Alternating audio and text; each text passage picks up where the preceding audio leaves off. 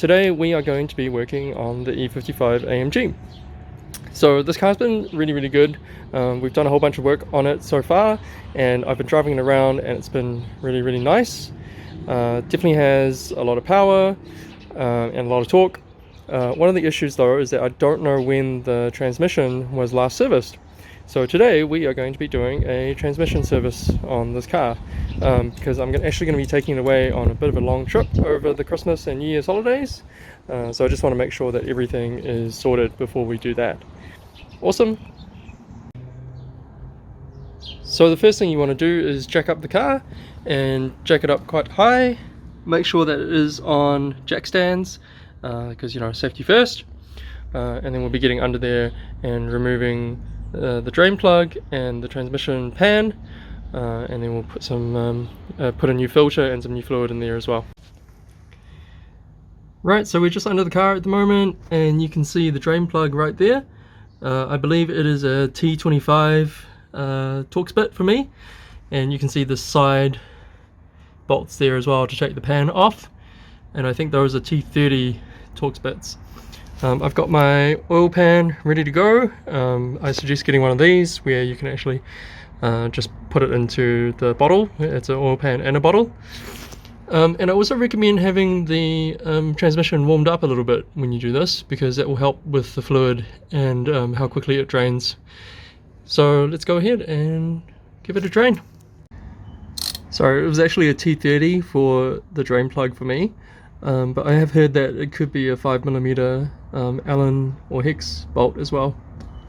So there we go, we're just going to loosen it up and let it drain.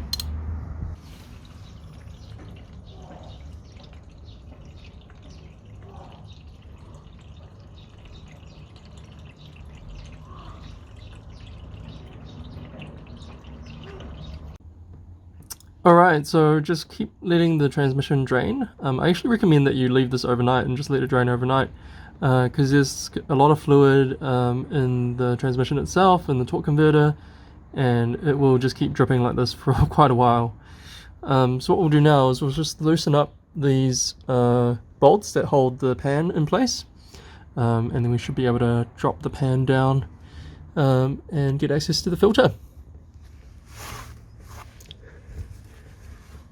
Right, so these are T30s as well. They should be pretty loose. Not necessarily loose, but you know, they should be easy to undo. There's not a lot of torque on them.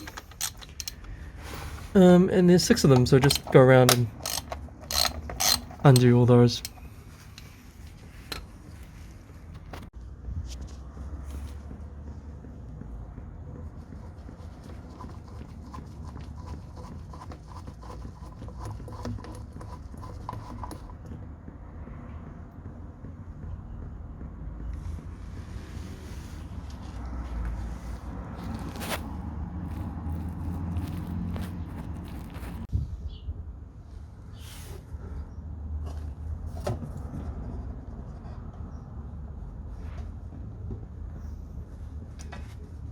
Right, there you have it. That's the pan off, and you can see the big filter right in the middle there. And like I said, it's just going to keep dripping, so make sure you still have your drip tray underneath, and otherwise you're going to make a bit of a mess. And lastly, the filter, it just pops off. It's just a press fit, so it just pops off really easily. At least that's the theory. It's going to be pretty messy, I think. Oh yeah, there we go. Oh yeah, all over the place. Lovely. Right, so here's our old gasket. So it's pretty easy, you just gotta take it off like this. It's pretty straightforward. Again, it's just a press fit. And then we've got a new gasket and a new filter to go in. Also going to clean up the pan. You know, this one looks pretty clean. But there could be some debris or there's sludge down there potentially, so you just want to make sure that you clean up the pan really clean as well. Right, so just clean it up using some shop towels or some paper towels or some rags, and just make sure that you get it really nice and clean. You can use some degreaser as well if you find that all the sludge and all the gunk down the bottom you can't really get rid of. But this one is actually really clean, so no need for degreaser. And then we just got to put in the new gasket. Alright, so here is my absolutely spotless transmission oil pan, and I've got a new filter and gasket kit from MAN. So all we need to do now is grab the gasket, it's just here. Oopsies. Don't drop your filter like me. And just reinstall the gasket basically. So here we go. Oops, it's the wrong way around. Go. So just push in the gasket, the new one. And you'll want to just add a little bit of oil around the edge of the gasket just to make sure that it seals properly. So you can use like old engine oil or new engine oil, probably what's recommended.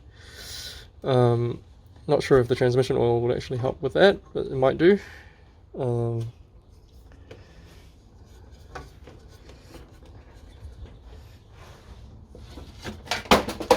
Oopsies, dropping lots of stuff today. Need a proper workbench. Cool.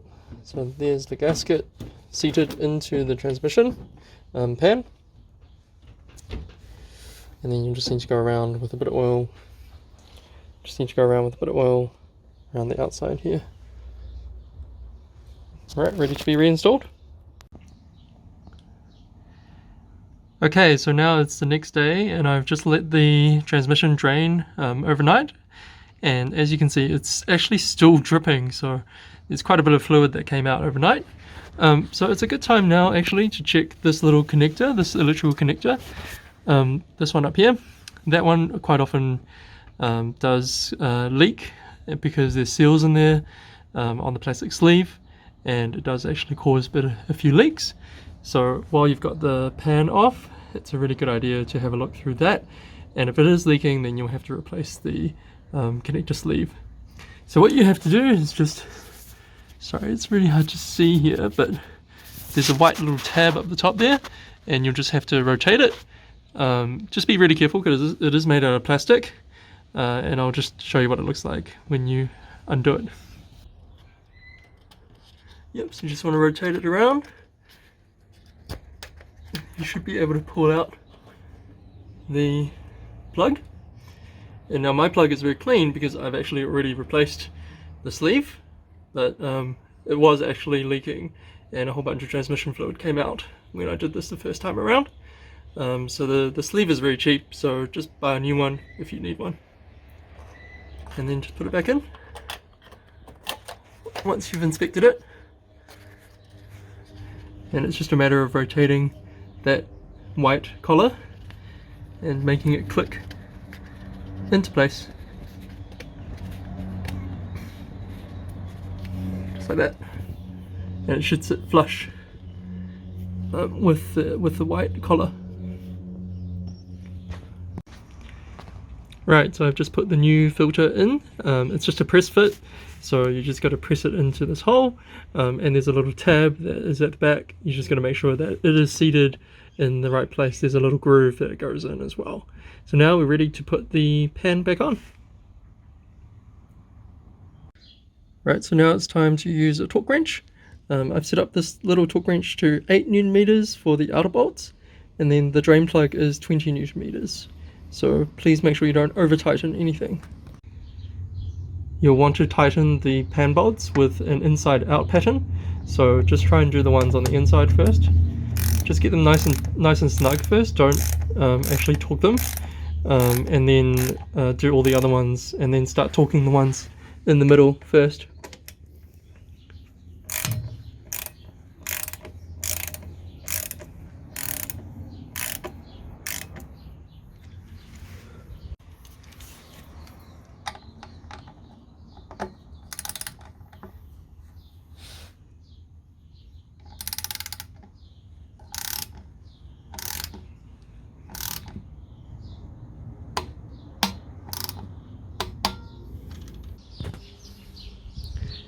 Okay, so I've measured the amount of fluid that came out of the transmission, and it came to be around about 7 to 7.5 litres, which is pretty much what I was expecting. I've got some of this new Fuchs Titan ATF, and you just want to make sure that you get the right model of ATF, because that is the correct Mercedes Benz approved fluid. You can see the standard right here. Also, on top of that, it is actually approved by Mercedes on the website as well. So I just wanted to make sure I got some approved fluid. You can probably get some cheaper fluid as well, but this stuff is approved, which means that hopefully it'll make the transmission run really well. So I'm going to start pouring it in. I've got like a little hand pump that I use for putting in transmission fluid. It makes it a little bit easier than just gravity feeding it in. A little bit faster as well. So we're going to start that off, and we'll probably put in about 6.5 litres, and then check the dipstick. Okay, so here's the little setup for refilling the transmission fluid. So right at the back of the engine, you're going to have a little fill port over here. That's where it is. It's usually got a cap on it, like this. Sometimes there'll be a little tab that's locking it in place, and all you have to do is push this tab down and out of the way, and it should allow you to pull it out. When you do pull out the cap, just be careful, there is a gasket on the cap as well. So you just want to make sure that you don't lose that gasket, because that is kind of important. And then I've got a little pump here, just a little hand pump. So I'm going to feed the transmission fluid into there. Yep, so just give it some decent pumping action and transfer that fluid into the transmission. So what you want to do is start your car, and then we can use a transmission dipstick to check the fluid level. Because when you fill up the transmission, the fluid doesn't actually get all the way around your transmission. So just leave your car in park, don't shift around your gears for now, and just start your car and start letting the transmission fluid circulate.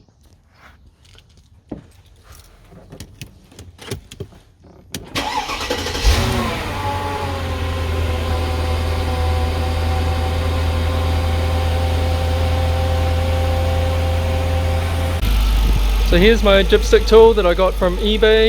You can get them online. FCP sells them as well, and you'll just want to make sure that the dipstick is all the way inside your transmission fill hole, and it should come up to around about there for this car, and then you'll just need to pull it out and check the level. So you can see on mine, it is just below the 25-degree mark at the moment, so I need to top it up a little bit more. I am going to lower the car as well so that it's completely flat and level, and so we'll just keep doing this a few times just to make sure that we've got the right level for the cold temperature. Alright, so now I've lowered the car and I'm trying to get it up to operating temperature. The temperature you should be aiming for the oil, for the transmission fluid, is around about 80 degrees Celsius. So it helps when you have a little temperature gun like this, and you can point it at the sump or the transmission pan, and that will give you a bit of a temperature reading. Otherwise, you just basically have to idle it for around about 15 to 20 minutes to get it up to operating temperature. Again, I probably wouldn't shift through the gears until you know that the fluid level is mostly correct. I've just checked the 25-degree mark, so I'm just going to go through a few of the gears. It looks like the fluid level is about right, so I'm going to try and shift through a few gears and just make sure that the fluid is circulating correctly.